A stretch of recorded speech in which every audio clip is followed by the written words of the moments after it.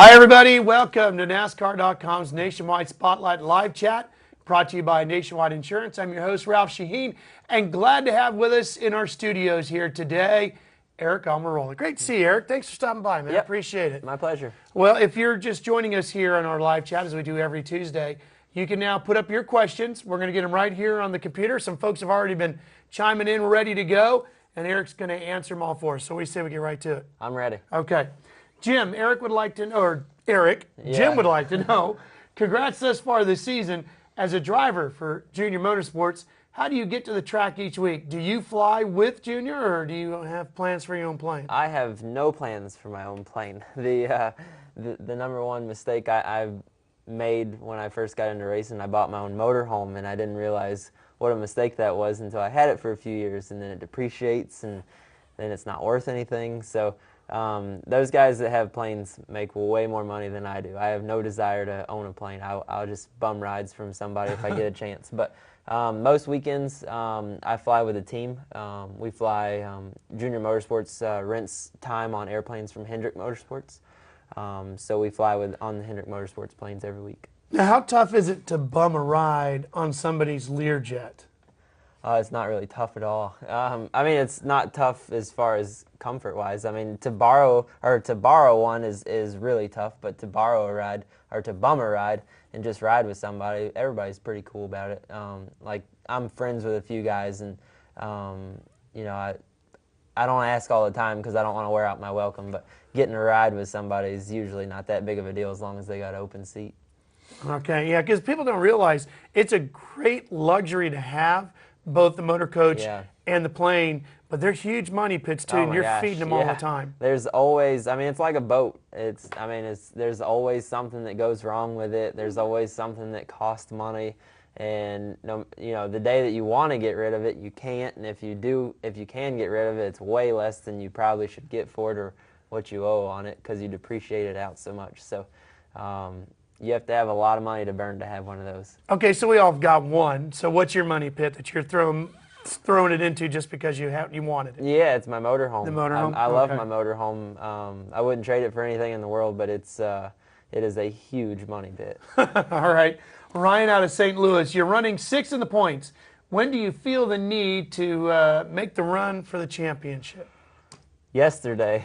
I mean, really, I mean, we feel like right when we went to Daytona that we were trying to make a run for the championship, and we feel like every time we show up to the racetrack, it's important to have a good points day and get a good run. And you know, going into Darlington, we hadn't run as good as we wanted to. We ran really well at Richmond, and if we would have finished at Richmond the way we ran all night, we'd be second or third in points, less than 10 points out of the lead. And then with running out of gas and the way everything happened and getting the finish we got at Richmond, we went to Darlington 17 points out of the lead, and then halfway through the race to getting a wreck there, and you know, not really of our doing, just getting caught up in somebody else's mess. Now we're 6th, you know, 42 points out of the lead. So you know, we're not out of it by any means. We're definitely still very much in it, but it just makes it tougher when you have weekends like the past 2 weekends that we've had where you've run good and had the opportunity to gain points on the leader, and then at the end of the day you end up losing. Yeah, okay. Beth is racing, would like to know, how do you juggle family time with all the racing? And I'm going to try to move this over here, Aric, so I'm going to have to keep turning my back on you when I go to read a question. So how do you juggle your family time with your racing time? Because I know for me that's brutally difficult to do. It is. It's really tough. You know, the beauty of the Nationwide Series is that we race on Saturdays and sometimes even Fridays. So here the last couple weeks it's been awesome to race on a Friday night, and Richmond's only an hour flight home. So I was home by midnight Friday night. And then then this past weekend, Friday at Darlington, we drove down there and we're home in just 2 hours afterwards. So, you know, I think I was home about 12:30, 1 o'clock that Friday night as well. So I got all Saturday and all Sunday to spend with my wife, which is really nice. But my family's still all in Tampa, Florida, and so I don't get to see them as much as I'd like to. I get to see them probably 2 or 3 times a year.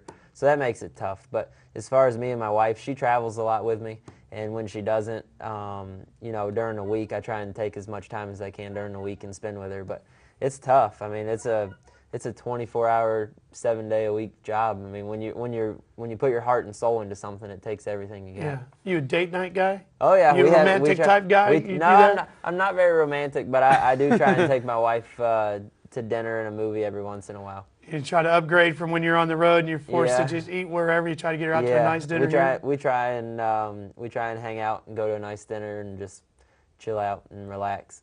Well, speaking of Tampa now, we were talking before we got started with the show here live on NASCAR.com about you're a Tampa Bay Buccaneers fan, but you've been doing a lot of stuff with Mark Sanchez through your sponsor at Degree. Yep. Now, I know you love the NFL, so how's that all been working out? It's been really cool to see him. You know, he had never even seen a racetrack or a race car or anything. So through Degree Deodorant, he's a spokesperson for them, and then they're also a sponsor on a race car. So we got to meet up, and he came to Junior Motorsports, and we worked out together, and he did some of the pit crew stuff. He gassed the car like during pit practice and carried some tires and stuff. So he really enjoyed himself. He didn't realize you know, the team aspect of racing. He had heard about racing and had seen highlights on SportsCenter and whatnot, but had never really been to a racetrack, had never seen a race car, never even heard one fire up. So when he was at our shop, we had one of our cars that was getting ready to go to the racetrack out in the back, and we fired it up, and it spooked him. When it fired up, it scared him. So it was cool. And then the second day he was here, I took him over to Charlotte Motor Speedway and did a ride along there. And I think he's got a new respect for what we do, and I've got a huge respect for what they do. I've been a football fan all my life, so to have him come and hang out with me for a day and to see what I do and get an idea on what goes on in my world was really neat. And then in August, I'm going to get to go up to their training camp up there and see what he does. Oh, very cool. So now you can become a JETS Jets fan? Or? I don't know. I'm on the fence. I'm more of a Mark Sanchez fan right now than I am of a Jets fan, which I know is probably an oxymoron. You can't really do one without the other. But he was a really cool guy. I really enjoyed hanging out with him. He was a lot of fun to hang out with, and he was really really down to earth, really cool. And so I'm a Mark Sanchez fan. I'm not fully converted to a Jets fan. I'm still I still bleed Buccaneer orange. All right. Oh, you going all the way back to the creamsicle uniforms, huh? We used to go. We used to go every Sunday. We'd go and sit in the sombrero in those painfully hot aluminum bleachers. Yeah. So I've been a Buccaneer fan way before they were ever good. And then when they won the Super Bowl, there was a lot of people that lived in the Tampa area that were kind of bandwagoners. Right. So I've never been one to bandwagon. I was a fan before they were good. I was a fan when they were good, and then they took a bad dive. I was still a fan when they were bad, and it seems like they're coming back and getting better. Well, good for you. That's good to hear. All right. Well, if you're joining us here on NASCAR.com, Aric Almirola, our guest here today on our NASCAR Nationwide Spotlight.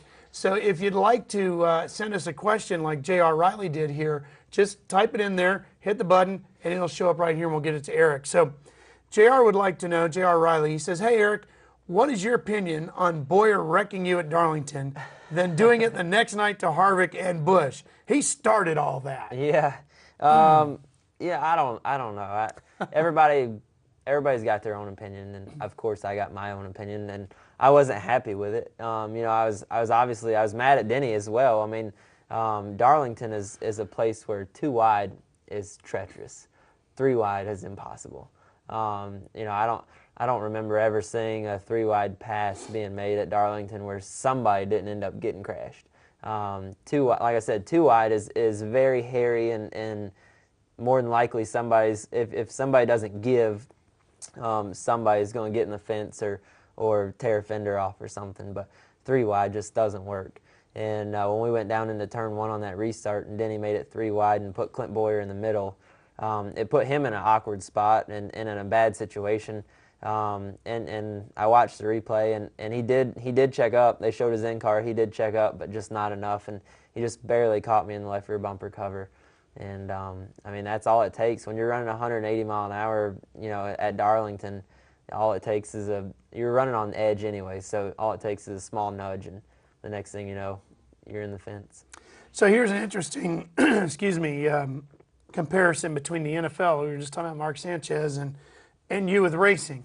Now, Mark might have a game against your Buccaneers, and something might happen in that game, and he might not see that player again the rest of the year, maybe a couple of years. If it's somebody in his division, he'll see him again later in the year, or certainly the following year.